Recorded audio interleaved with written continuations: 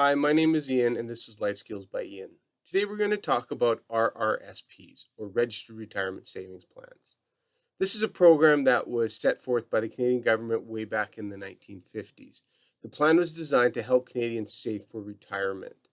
Now, what the plan is designed to do is it's actually designed to defer your tax payment from the current year to a later time when you would take that money out for retirement. So how does it work? Well, let's say, for example, you have $10,000 and the tax rate is 10%. Every year you would have to pay $1,000 in tax. If you contributed $2,000 to an RRSP, this would reduce that taxable income from $10,000 to $8,000, which means in the current year you'd only have to pay $800 in tax, deferring the $200 to a later time. That's how the program works, plain and simple. Now, what is an RRSP? Well, what an RRSP is it's an umbrella. It's simply a method of savings. So what can you invest in? What can you use to generate returns on these savings? Well, you can pretty much invest in anything under an RRSP. Now, the best way to really understand the instruments that you can invest in is to go to your local bank. They have many different types of programs that they can discuss with you in great detail on what would be best for your needs. Now, as a general kind of overview, under the RSP, you can have a savings account. You can have guaranteed investment certificates, or GICs. You can invest in mutual funds. You can invest in individual stocks. You can invest in bonds. You can even invest in something called a portfolio.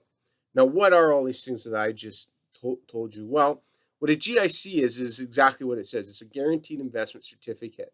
So what you do is you go to the bank and you would give them $2,000 and you would lock that in for a year. And at the end of the year, they would give you $2,000 plus whatever the interest is that was earned on that GIC.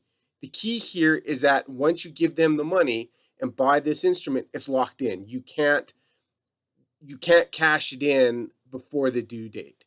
It's a very low risk, very conservative type of investment. And it's good for those people who just want a very simple rate of return and they know that they're not going to need the money, or they want to move money around underneath their RSPs. That's another thing.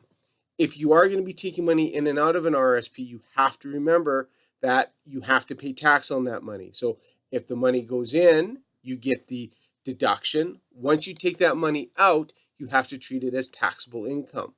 So the best rule of thumb is once you put money underneath an RRSP umbrella, you leave it there until you're ready to retire.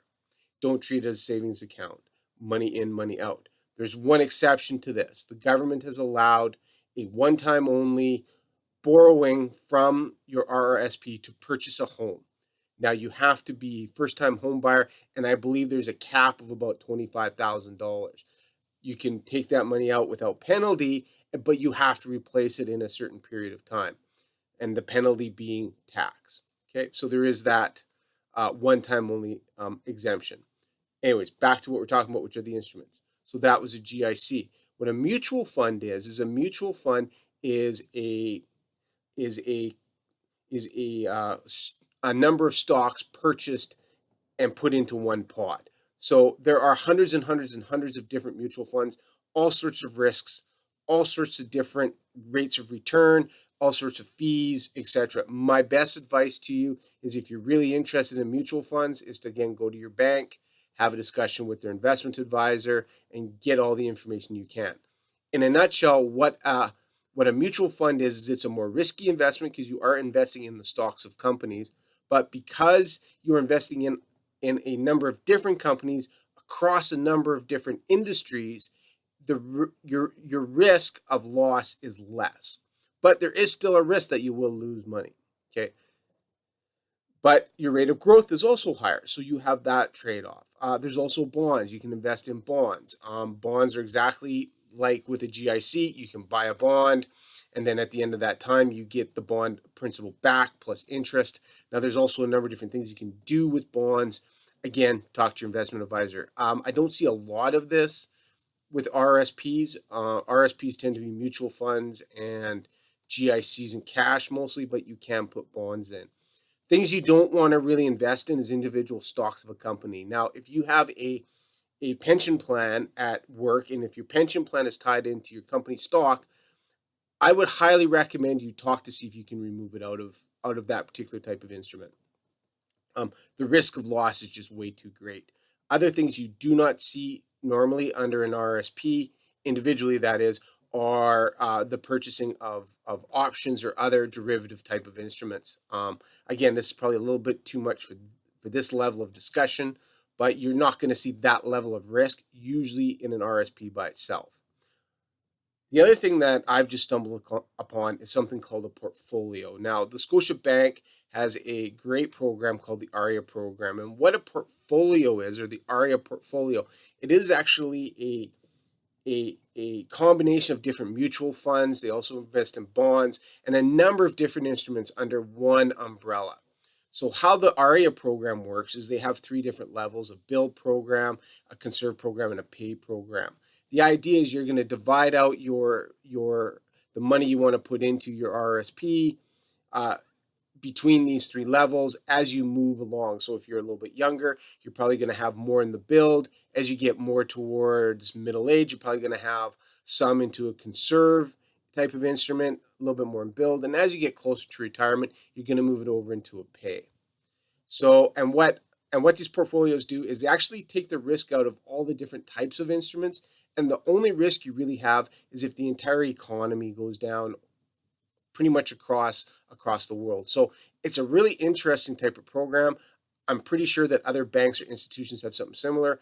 Definitely worth it, but there are some rules to it. So the one that I'm looking at is you have to, when you make contributions, they have to be in the same percentage into the same percentage as what was set up as what you have originally set up. So if you're 70% build, 30% conserve, you got to put 70% of a contribution into the build and 30% into the reserve.